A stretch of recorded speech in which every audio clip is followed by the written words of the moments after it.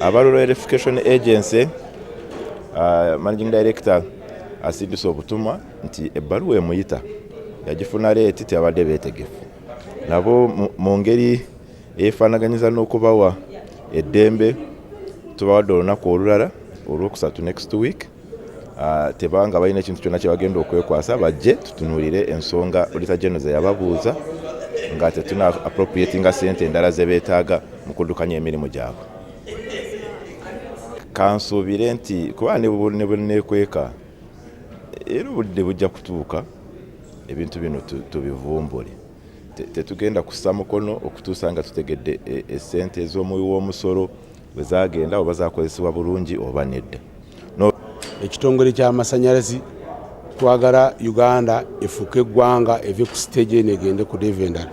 Kimu ekinaatutwalayo okufuna amasannyalaze nti abantu bayinza okutandikako obukolero obutono ne basobola kwekozesa.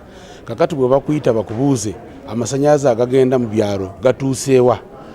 Tulina abantu baffe be bayisa amasannyalaze mu ttaka lyabwe. Kimu ekibaddewo tubadde twagala babuuza lwaki abantu ababawa amataka ne mugakozesa temubagawanga ssente kubanga muno mu poto balaga nti abantu banasasulwa ssente.